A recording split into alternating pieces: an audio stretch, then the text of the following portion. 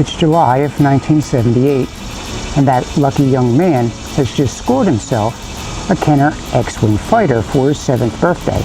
Kenner had the exclusive right to sell toys based on the blockbuster hit Star Wars.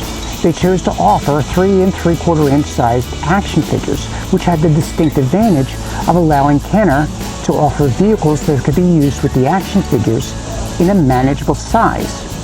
After offering that young boy years of exciting play, this particular X-Wing fighter then spent close to 35 years in storage, traveling from closet to basement to garage.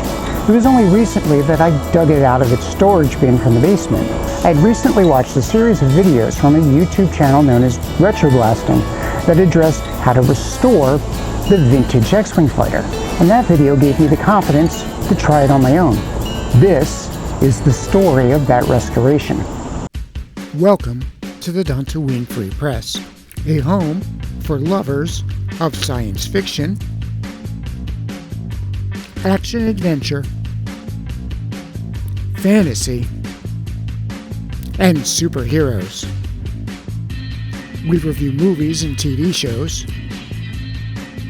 offer opinions on contemporary issues, and show off our toys and collectibles. We hope you enjoy your stay, and subscribe so you can join us again in the future.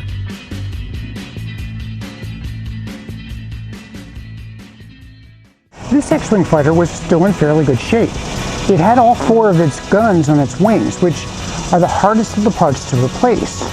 The only piece that was missing was the canopy, and of course, it needed new stickers. The wings were locked and couldn't be placed in X formation, and the electronics had stopped working sometime in the early 80s. So these were 2 problems that would require me to carefully take apart my childhood X-Wing. Finding an original canopy was going to prove difficult and expensive, but Kenner re-released the X-Wing fighter a number of times in the 80s. Each time, the canopy mechanism was virtually the same, so that the canopies can be switched out between models. That was going to make it a little easier for me to find an appropriate canopy. If I was willing to accept something a little less than the original, well, that would expand my options. And I'm not doing this for the money. I'm doing this so I can have something nice and attractive to display. So I decided to go on eBay and see what my options were. I chose a reproduction in clear gray plastic that was less than $20. This is the canopy as it arrived. Sturdy, attractive. eBay also served as a convenient place for me to find replacement stickers. I found some for less than $7. So with my replacement parts, 2 AA batteries, and a Phillips head screwdriver in hand, I was ready to start the restoration project. So we're going to start by taking out screws. There's a screw in the nose, and there's a screw behind the cockpit. There's a screw on the underside of the nose cone, and one behind the cockpit. Take your Phillips head screwdriver and gently unscrew the screws. You want to be gentle with the plastic, so once the screw was far enough out, I used my fingers.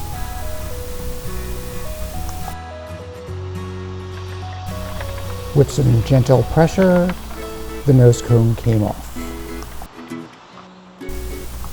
And now it's time for the screw behind the cockpit.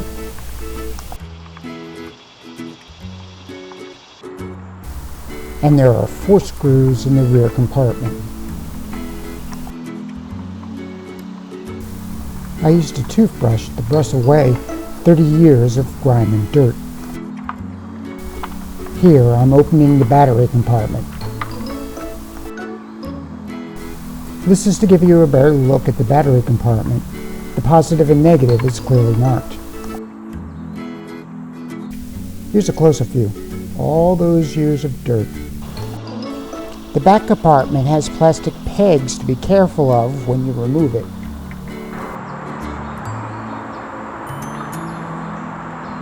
Look at that. What a surprise. I actually found an original gun. It's probably been sitting inside my X-Wing fighter for 30 years or so. And here's a closer look. There was actually a stormtrooper's gun in the compartment. You saw all the grime back there. We need to brush it away. The back compartment has a lot of nooks and crannies to get into. Here I'm trying to gently take off the top of the fuselage.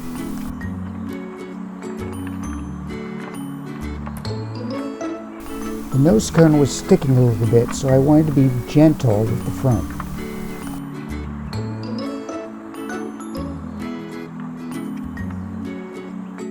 With the top off, you can see another screw behind the seat. So again, gently unscrewing, trying not to damage the plastic.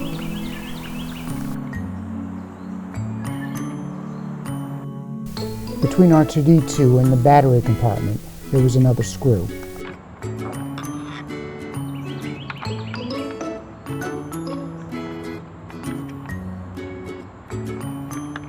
Making sure to be careful and keep track of the screws. And here I'm gently removing the wings. The wings can come apart, but these were in really good shape, so I didn't want to risk them. And here you can see the motor that makes the sound effect when you fire the laser. I'm giving you a close-up view of the motor. There's a lot of grime there. And this is the back of the bottom of the fuselage. You can see that the X-wing mechanism is working perfectly. It's really tight.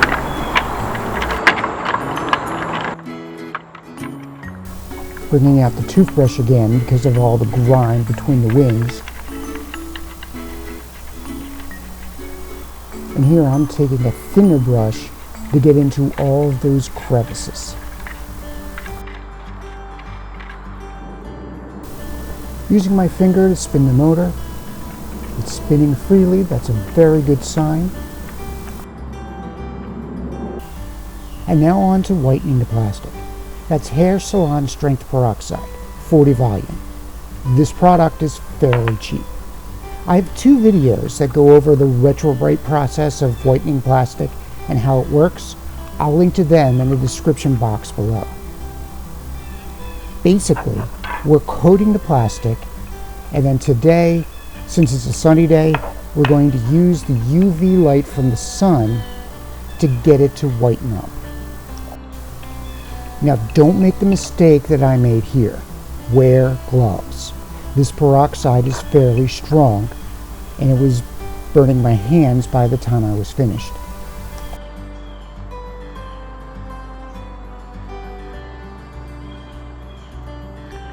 Since we're restoring an original 1978 X-Wing fighter, I decided to touch up my original Luke Skywalker. In 1978, the X-Wing pilot version hadn't been released yet, so this would have been the figure I would use with the X-Wing. In addition to being fairly yellowed, his lightsaber was damaged, and he was pretty grimy.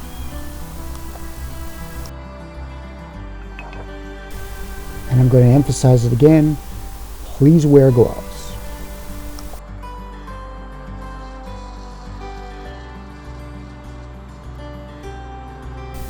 After having groceries delivered, I had these reflected insulators that they pack the frozen foods in. I thought they'd be perfect to reflect sunlight. I left these in the sun for a total of 5 hours. Now it's time to wipe off the peroxide.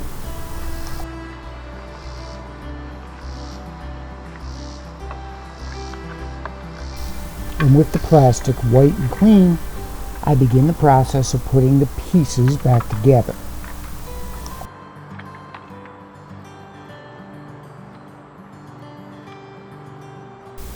And now to carefully put the screws back in.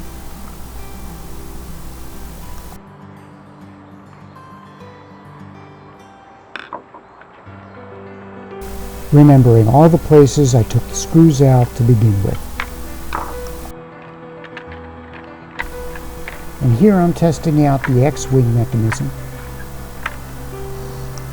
And remember, there's a blue switch behind R2-D2 that keeps him in place once you've pushed him down. Here's a closer look at the switch and carefully putting the top fuselage back on. Remember, you need to be careful about that front light. And now for the nose cone. The nose cone screw is the longest,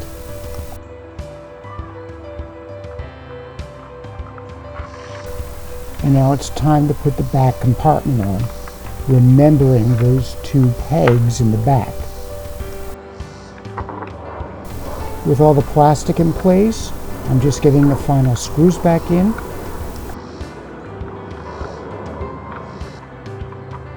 And screwing in the back compartment.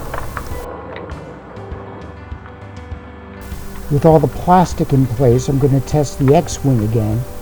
Remember, this hasn't worked in 30 years. And the switch that's holding R2-D2 in place is working fine. And now for the AA batteries. Remember, it's marked which way to place the batteries. And now the moment of truth. Will the electronics work?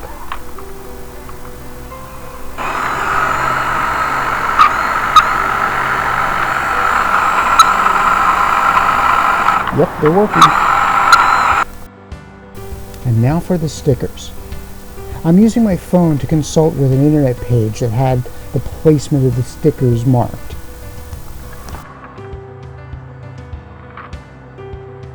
Carefully placing it on the top. Now carefully placing them on the side. Looking good so far. And now for the wings. An interesting note, the 3 lines indicate that this is red 3. Kenner didn't know that at the time. They were just giving a picture, and they copied it.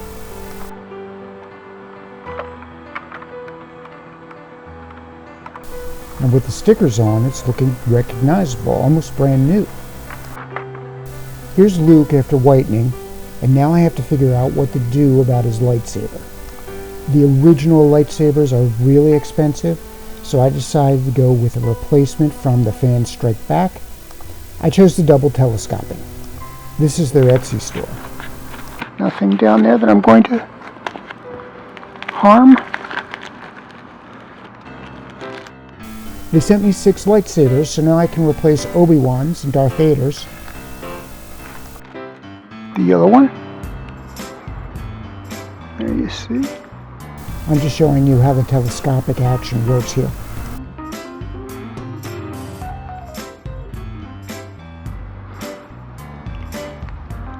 There you see our Luke Skywalker.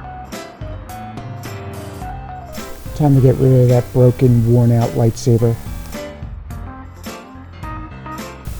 And now I'm inserting the new lightsaber into his arm. I pushed the telescoping action back.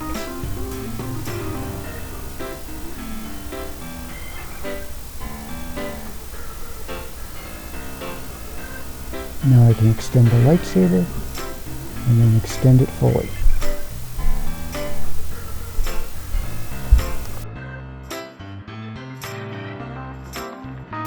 There it is, the finished product. And now, reunited as they would have been. This is how I would have played with it in 1978, with Luke Skywalker in the cockpit. The X-Wing pilot version didn't come out yet. And here's the finished work.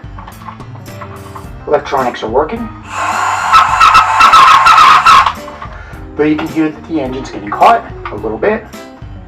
Here you'll see X-Wings.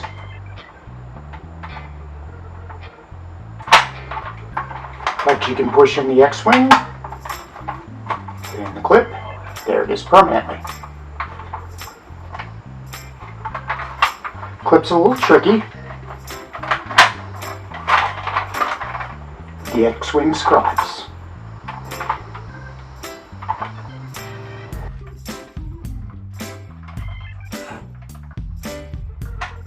I'm really happy with the results. The X-Wing looks great, and it really wasn't that hard. So thanks, Michael and Melinda. My name's Bill Kovatch. I'm the creator and primary contributor to the dantooinefreepress. So I'm fighting cancer and I'm also disabled. If you feel generous enough to make a small one-time donation, you can do so through PayPal. I'll have instructions in the description below. A non-tax deductible donation will go to a special needs trust set up for my benefit that will help pay my expenses. Thank you for watching. Please consider subscribing to our channel and give us a like. Let us know in the comments below what topics you would like to see in the future. And hit that bell button if you would like to receive notification of whenever we release a new video.